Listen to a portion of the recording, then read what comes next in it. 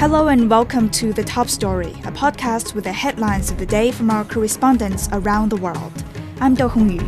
Coming up in this edition, a former member of the Japanese germ-warfare detachment during World War II has arrived in China and expressed apologies to the families of the war victims. Ukraine's top commander has stated a capture of 1,000 square kilometers of the Kursk region in Russia. Russian President Vladimir Putin has vowed a worthy response to the cross-border assault. And Iranian President Masoud Pezeshkian has reiterated the country's right to defend itself and respond to Israeli attacks. The Israeli military stated its readiness for attack and defense. We begin in Asia. A former member of the Japanese germ-warfare detachment during World War II has arrived in Harbin in northeast China. 94-year-old Hideo Shimizu expressed his apologies to the families of the war victims and prayed for the deceased. Guan Yang filed this report on Shimizu's visit to Harbin. Shimizu, 94, was among the last batch of Unit 731 Youth Corps members sent by Japan to Harbin, where he spent more than 4 months witnessing the war crimes committed by the unit, including the cultivation of pathogens, human dissections, and human experiments. He fled China with retreating Japanese forces on August 14, 1945. Unit 731 is the Japanese bacteriology unit's sprawling complex in the northeastern Chinese city of Harbin, where thousands of Chinese civilians and Allied prisoners of war were killed from the late 1930s to the end of the war. It is now the Museum of Evidence of War Crimes by the Japanese Army Unit 731. After returning to Japan, Shimizu kept the memories to himself, not even sharing them with his family until decades later in 2016. He publicly revealed his identity as a former Unit 731 Youth Corps member. During a recent interview in Japan, Shimizu said that he couldn't understand why the Japanese army didn't even spare children, and the Japanese government owes a sincere apology to China, and he has waited long to come to China, apologize, and pray for the deceased. That was Guan Yang reporting. Turning to Europe, Ukraine's top commander has made its first comments on their advances into Russian territory, saying they have captured 1,000 square kilometers of the Kursk region. Ukrainian President Volodymyr Zelensky earlier said Russian President Vladimir Putin must be forced into making peace. Putin has vowed a worthy response to the cross-border assault. The governor of Kursk says 180,000 people are being evacuated.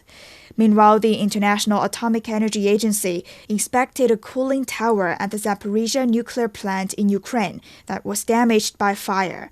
The Russian forces said they fired 2 ballistic missiles into Ukraine from the Voronezh region, while the Ukrainian Air Force said it shot down dozens of Russian drones. Dasha Chernyshova reports from Moscow. Well, the evacuations are ongoing. The governor of the Belgorod region, Vyacheslav Gladkov, has said that the Ukrainian actions are leading to the temporary displacement of the residents of one of the border districts, which is Krasnoyarsky district. It is located directly close to the Russian-Ukrainian border. Following the announcement of this evacuation in Belgorod region, we've heard about more evacuations taking place in the Kursk region, in the area directly right next to the Krasnoyarsky district in Belgorod. So that means that those evacuations are ongoing along the entire border between Russia and Ukraine, in that area where this incursion has taken place by the Ukrainian military. So to this moment, we are hearing that 11,000 people have been evacuated from Belgorod. More than 120,000 people, according to the acting governor of the Kursk region, have been so far evacuated from the Kursk region. That's since last Tuesday, and those evacuations are ongoing. The Russian president was holding a meeting with the heads of the regions as well as his security chiefs. He said very strongly that Russia will definitely respond to these actions by Ukraine. He said the reason behind Ukraine's actions was to improve the Ukrainian negotiating positions in the possible ceasefire talks by trying to diminish Russia's advances in other areas of the front line. But in the meantime, he said, after this incursion has taken place, after the Ukrainian military were firing at the Russian civilians in those border regions, he said it is very difficult to talk about any possible peace talks with the Ukrainian authorities that are currently in power. We've also heard that the Ukrainian military are in control of 28 settlements in Kursk region. This is probably the first time we are hearing this number. The incursion is at least 12 kilometers deep and 40 kilometers long. That's according to Alexei Smirnov, the acting governor of the Kursk region. Moscow's position here is that the Ukrainian military attacked the Zaporizhzhia nuclear power plant with drones, and possibly one of those drones has dropped inflammable liquid. The authorities at the station say that the cooling tower has burned from inside. There is no threat to anyone at this stage, but certainly the repair work will have to be conducted and the full assessment of the situation will be required. That was Dasha Chernyshova on the Kremlin's reaction to the Ukrainian offensive inside Russia. In the Middle East, Iranian President Masoud Pezeshkian has reiterated that his country has the right to defend itself and respond to Israel over the killing of the Hamas chief in Tehran. He also stressed the need to prevent war and bloodshed. The Israeli military stated that it's at the peak of readiness for attack and defense. The White House announced that the U.S. is prepared for any attack by Iran and has strengthened its forces in the Middle East. Meanwhile, Iran's Islamic Revolutionary Guard Corps has warned the U.S. Navy that it can reach them at their closest point in international waters. Jonathan Rijev has more details. It seems as if the United States is doing everything in its power to try and deter Iran and Hezbollah from striking at Israel. Submarines, warships, fighter jets, the United States deploying a major power into this region, sending a message to Iran that it will stand by Israel if Israel is attacked. Iran was given messages, according to what we understand, that if it happens, mainland Iran will not be physically targeted, but the U.S. will look onto ways which can create a major economic crisis in Iran. This, along with defending Israel. So the U.S. is doing everything possible. And why so? The United States not only has an interest in defending Israel, but is also putting a major emphasis in trying to create a ceasefire and a hostage deal. We know that, at least for now, some kind of a summit of negotiation meeting is set for this coming Thursday. The Israeli Prime Minister's office said an Israeli delegation will attend the meeting. Hamas said their delegation will not attend the meeting, but there are more than 48 hours to go, so things may change. The United States is putting all of its pressure, first and foremost, to defend Israel and sending these messages to Iran, and then putting pressure on Israel to perhaps compromise to achieve some kind of a hostage deal.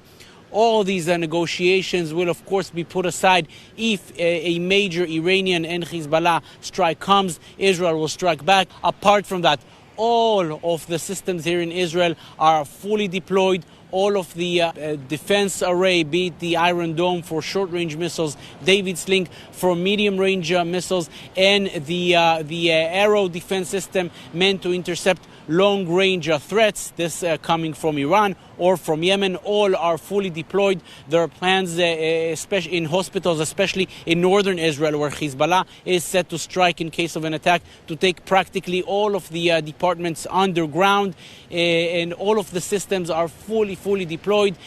All the vacations have been completely set off for the time being. Full military preparation for a strike that has been expected for the past 2 weeks. It has not come yet, but we're getting a lot of indications that it may be happening. This expectation for something that people have been expecting for 2 weeks to come, it has not happened yet, but may come at any minute. That was Jonathan Rijev reporting from Tel Aviv. Still in the Middle East, at least 10 people have died in Israeli airstrikes on Han Yunis in the southern Gaza Strip. Hamas has released a video showing its military attacking Israeli soldiers. The Israeli Defense Forces said earlier that they killed 31 Palestinian militants in an attack on a school in Gaza. They claimed the school was a Hamas command center. Hamas denied the claim and accused the IDF of killing over 100 people. Akram al-Satari has more. The developments in Khan Yunis are very intensive. The bombardment has been continuous. Nasser Hospital, not far away from here, has received 17 bodies from 3 or 4 different incidents where Palestinian families were targeted. 2 Palestinians were targeted in a car in Salah ad-Din Street. 6 Palestinians were targeted in Abasan area. 3 Palestinians were targeted near a water desalination unit that was targeted by the Israeli occupation forces when people were just trying to fetch the water. So different areas that are targeted, different military means used in that targeting, including the artillery fire, the unmanned drones, the quadcopters, and also the F-16s, and also the shooting from the tanks. Also, Nasser Hospital received some other bodies that were collected in Rafah area. This is a daily routine now. People go to the areas that are close to Rafah center. They try to find their deers, they try to check on their homes, and they end up being targeted and killed or injured by the Israeli occupation forces. So the ones who are lucky enough would be saved before they are dead, and other ones would be left for their bodies to decompose before they are being fetched and collected and brought to Nasser Hospital. One Palestinian woman crying out because of the fact that she lost one of her family. So the loss of the families is still continuous, the bombardment is still continuous, the targeting of the residential blocks is still continuous, and the evacuation is also still continuous, given the fact that at least 70,000 Palestinians were evacuated from Hamad city, and around 30,000 more were evacuating from central Khan Yunis area to the Mawasi area and other areas in Gaza central area. That was Akram al-Satari reporting from Khan Yunis. Finally, African members of the UN are demanding 2 permanent seats on the 15-member Security Council and are calling for the abolition of the veto power. The Security Council met to discuss enhancing Africa's representation and other reforms. UN Secretary-General Antonio Guterres said the composition of the Security Council has failed to keep pace with the changing world. Jody Jacobs has details. Africa's voice on the world stage must be heard, and the continent cannot wait any longer. Those are the words of Sierra Leone's President Julius Maada Bio in addressing the UN Security Council on Monday. The Council convened a special high-level meeting to discuss how the current structure of the Security Council should be rectified and the historical marginalization of Africa addressed. The continent's demand for council reforms, Bio says, must have an end date.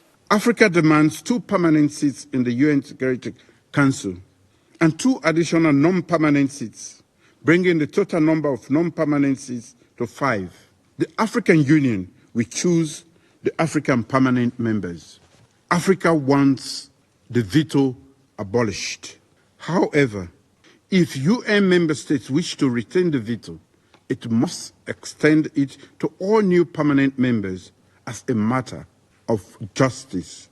UN Security Council reforms have been a topic of discussion for several years. Widely diverging positions have been discussed, but member states have been unable to come to a consensus. African countries say the legitimacy of the Security Council is now under threat, and it's long been marginalized in global decision-making processes. The UN Secretary-General agrees. He says the Council was designed by the victors of the Second World War and reflects the power structures at the time. But the world has changed since 1945, when the UN was established. We cannot accept that the world's preeminent peace and security body lacks a permanent voice for a continent of well over 1 billion people, a young and rapidly growing population, making up 28% of the membership of the United Nations. Nor can we accept that Africa's views are undervalued on questions of peace and security, both on the continent and around the world. African member states were resolute in their call for UN Security Council reforms at Monday's meeting, saying redressing the historical injustice against Africa must be viewed as a priority. They say the world order is outdated and the scar of injustice must be corrected immediately. Council reforms will be top of the agenda at the UN's Summit of the Future later this year, but whether current permanent member states will yield to Africa's demands are yet to be seen. That was Jody Jacobs reporting from New York. Before we go, here's a recap of today's top stories. A former member of the Japanese germ-warfare detachment during World War II has arrived in China and expressed apologies to the families of the war victims. Ukraine's top commander has stated a capture of 1,000 square kilometers of the Kursk region in Russia. Russian President Vladimir Putin has vowed a worthy response to the cross-border assault. And Iranian President Masoud Pezeshkian has reiterated the country's right to defend itself and respond to Israeli attacks. The Israeli military stated its readiness for attack and defense. And that's it for this edition of The Top Story, a podcast that brings you world headlines every weekday. For more news in politics, business, sports, and culture, you can subscribe to the Beijing Hour, a one-hour podcast news magazine program. We welcome and appreciate all ratings and reviews. I'm Do Hongyu. Thank you for listening.